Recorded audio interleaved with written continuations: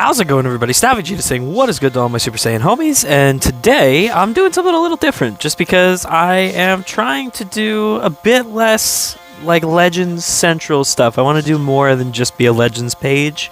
Branch out a little bit. Try and grip a vaster anime manga audience. So with that being said, today, what I'm going to be doing is, we're almost at the end of our first month of 2021. I wanted to do a top 5 animes of 2020. These are the top 5 animes I enjoyed the most in 2020. So, starting off the list, we have Darwin's Game. Darwin's Game was something that came out earlier on in the year and was something that I kind of watched through quarantine. So it was something that kind of helped me kill time. It was an 11-episode series, and it's an interesting concept where there is a life or death phone app called Darwin's Game, just like the title of the show. And in this game, each player is given a Shigil, which is a power that can range from something as basic as, heat vision, being able to see heat vision, the heat vision goggles. That's what I mean. I don't mean like shooting laser eyes from Superman style, although that could be an option too, to things like plant manipulation. But then there is the main character, Kaname, who has the ability to manifest any weapon that he has seen or touched before. So he has a very interesting thing that partnered up with his intellect makes him a very powerful person in the game. Now, it's not just a phone app, it is in real life. You die in the game, you die in real life because it is real life, and you are forced to essentially participate in things and battle other people to win in-game currency, quote-unquote, which can then be translated to real money and perks in the real world itself. So there are a lot of people who get involved to, pay for a sick relative or stuff like that, and then there are people who just get into it for the greed. So it's got some very interesting plot points throughout the season, and specifically what I like the most about it is kind of watching Kaname's descent into the game. He tries to win, so there are 2 ways to win pretty much every match. You can either kill your opponent, or your opponent can forfeit, and then if your opponent forfeits, they become your servant, and they have to join your guild, and they have to work under you. Because, there are like in-game guilds and stuff like that, and it's very similar to a gacha game. So for all the Legends fans here, you'll understand kind of how the system of a gacha game works, and that'll kind of let you, understand all the different things like the guilds and the in-game currencies and stuff like that. And then they do like different draws and different pulls. Like there is a summon system where they can obtain weapons and perks and benefits.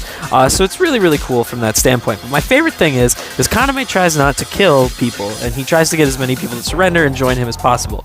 But by the end of the season, that kind of shifts and changes, and he becomes comfortable with killing. So watching his descent from not wanting to kill anybody all the way down to being, invested into that, I think is just insane, just really, really cool. So that's that. Let's move on to our number 4. Coming in at number 4, we have Fire Force Season 2. I would like to say, Fire Force as a whole has been really, really good, but I really enjoyed some of the existentialism with Fire Force Season 2. I also kind of liked the pacing of it, because the way it worked out is it felt like we got a lot of mini arcs throughout the whole season. But, at the beginning we were given a small little arc giving all of Company 8 the ability to fight a big bad Infernal together, and then so on and so forth. You had the raid at the end, you had finding the other pillars that also got their little mini arcs and whatnot. So there were some really good mini arcs throughout the season. The pacing was really, really good. Now, I am really just speaking for this one. I'm not going to be reviewing it as in like this is why you should watch it, and this is why you'll enjoy it. I am speaking from a standpoint of I enjoyed this season based off of its continuation of the first season. So this is barring you have seen the first season. The one thing I will say that I really enjoyed about this season was kind of how existential they got with it, and the whole idea with with religion throughout it. The idea that the evangelist may or may not have been the one who started the Temple of the Holy Soul, and that in reality she has been causing all this chaos the whole time and has really just been doing everything that she can to cause chaos in humanity, to bring destruction upon the earth, and has really been playing both sides the entire time, playing mind games. So it was really an interesting kind of thought. We really got to see some of the craziness of the evangelists and the protectors and all that.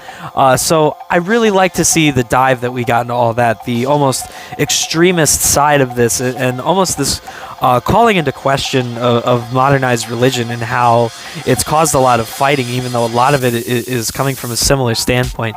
So I just thought that was really, really interesting, and I really enjoyed it. So moving up, we are going to go to number 3. Coming in at number 3, we have Tower of God. Tower of God was a very interesting webtoon and Crunchyroll original. What's really cool about this is it is a Korean produced webcomic. And so, first of all, I would just like to say from the beginning, my absolute favorite thing about Tower of God, absolutely nothing to do with the story or the pacing and whatnot, which is wonderful as is. My absolute favorite thing about Tower of God was the animation and art style. It was so unique and so different and so beautiful to look at that I just looked forward to just seeing what we were going to get animation-wise every week and just seeing what was going to be put in front of me. I would try to watch it, at night. I would turn off all the lights in my room and everything, put on the max brightness on my TV, try to set it to the best possible resolution and everything, and really just take in as much of the beauty of it as possible. So, Tower of God is the story of Bam and Rachel and how they are climbing the Tower of God. This is a tower in which it is said that if you make it to the top, you can have any wish you want, any desire you want, and rule with power absolutely. Now, at this point, there is a king of the tower, and he is the person who has made it to the highest point in the tower. And so, we find out that Rachel and Bam have been together for quite some time beforehand. Bam has never met any other person. Rachel is his only friend. She's the only person he's ever known, and she then leaves to go on the tower. She goes to go chase the stars and find her dream and go find what it is that she's looking for and live a better life. And Bam decides to go after her. Bam, getting there, doesn't necessarily understand the tower or really want to participate. His only desire is to find Rachel and to be reunited with her. But his natural talents really start to take over throughout it. There are a lot of points throughout the show where he just kind of naturally progresses through things simply because he's naturally predisposed to progress through the tower, as is the way with most characters, as they mentioned pretty early on. There are many people who just aren't naturally born to be able to progress through the tower. Some are better than others, and that's just how it is. So watching the show is pretty interesting, just to kind of see Bam's progression and pursuit of Rachel, and just kind of see him, again, similar to Darwin's Game, progress from an early innocence to later on kind of being able to lean into his predisposition and really kind of take the reins of his responsibility. Not necessarily with Kaname and, accepting that he needs to kill to progress through things, but in a sense of accepting the responsibilities of his natural born talent and kind of using those to his advantage to progress through the tower and fulfill his desires, but also help those that he encounters and befriends along the way. So yeah, that's number 3. We're going to go on to number 2. Coming in at number 2, we have Beaufry. I don't want to get hurt, so I max out my defense. This, truth be told, could make a strong case to even be my number 1 from 2020, but I think that my number 1 truly deserves to be my number 1, and there is a little bit of bias because I do like the manga as well, but we will get into that when we get to the number 1 slot. For Beaufry, this was a sleeper for me. I was not expecting anything of the show. I had no intention of even watching it. It wasn't even on my radar. It came up in my recommended for you on Hulu, oddly enough. And I just kind of decided to watch it. It sounded kind of interesting. And I ended up just falling in love with this show and just absolutely enjoying it. I didn't watch it week to week. I found it after it had finished. So I got to watch the entire show just to completion.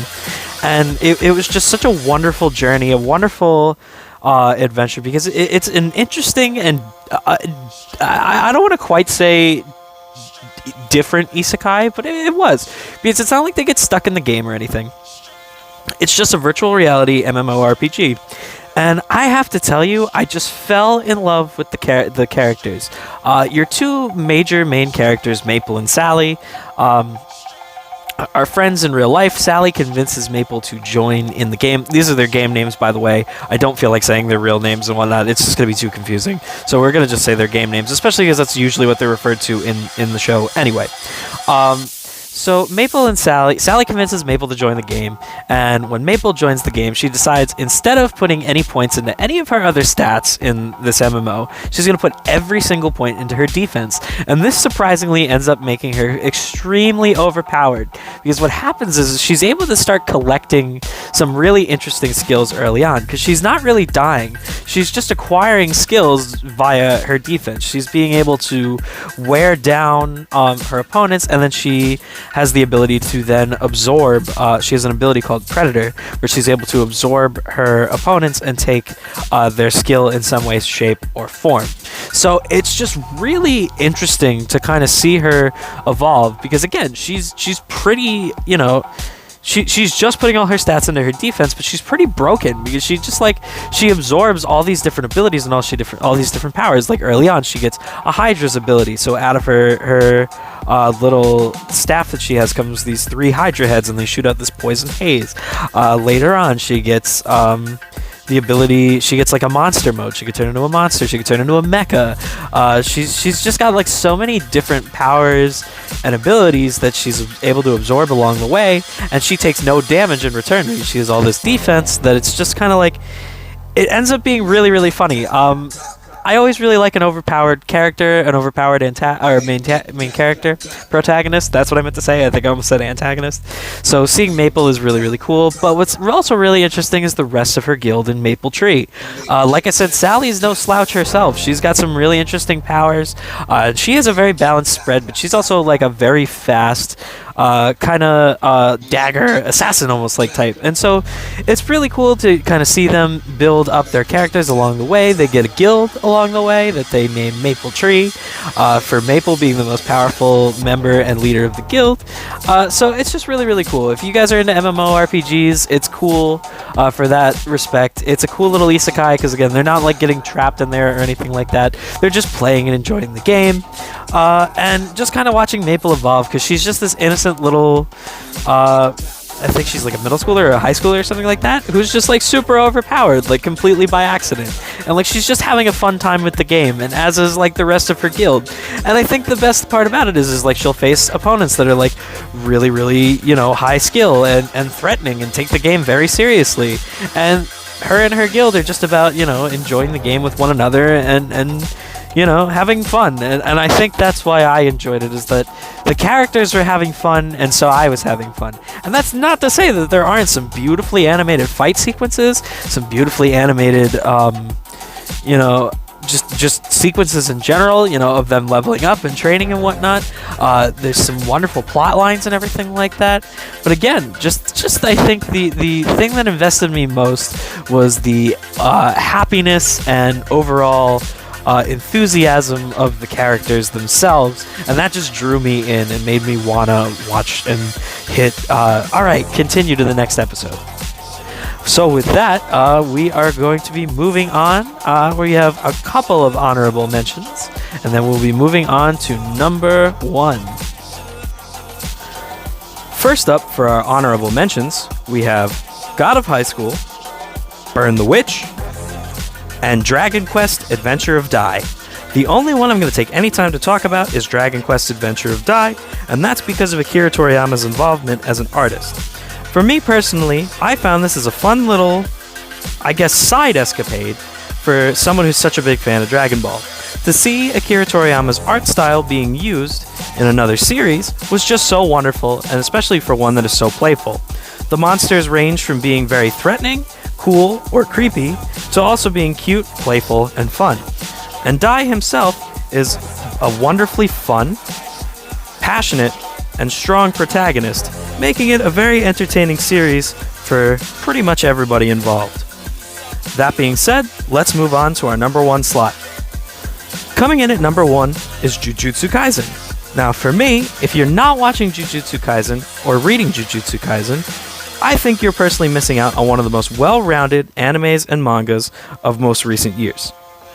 For me, there's a layer there's a layer for everybody when it comes to Jujutsu Kaisen. While it may surface as a horror anime, there is a level of action, comedy, and as well as, even some youthfulness to it, making it somewhat shonen-based since they are in high school.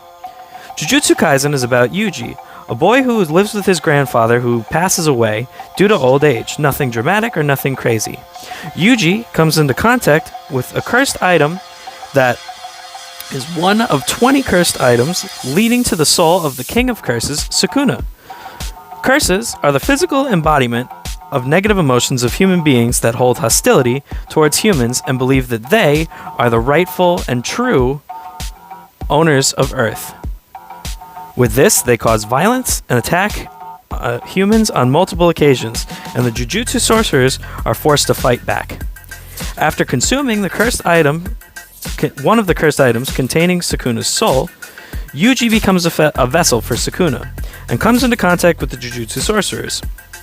Initially, the Jujutsu sorcerers look to kill Yuji, as they do not wish for Sukuna to become any more powerful. However, Gojo-sensei decides that it is probably for the best that Yuji consumes as many of the fingers as possible, so that this way, they can kill Sukuna in one sweeping blow. For me, I personally enjoyed Jujutsu Kaisen once again because of each individual layer to it. I loved looking at every single episode and just seeing all the different layers to it. There were moments of pure comedy between Gojo and Yuji, for that matter, or even between him and the other students. There were moments of pure sadness when we see things such as Yuji assumed to be dead, and there are also some wonderful fight scenes from as early as the first episode. So for me, I love this show just because, again, there's just something to it for everybody. I think if you're not watching this show right now, you're really missing out on something special, as I'm sure there's at least one aspect for every person to enjoy while watching this show. Anyway, that's my list. That's my top 5. Let me know down in the comments what you guys think. Are there any series that didn't make the list that you guys would have put in your top 5? And what do your guys' top 5 look like? Be sure to leave a comment down below, and be sure to subscribe for more content. And if you do subscribe, be sure to comment that you subscribed, and I'll be sure to respond and leave a thank you. Alright, thanks guys, I appreciate all your support, and I will see you guys in the next video. Have a great one. Peace.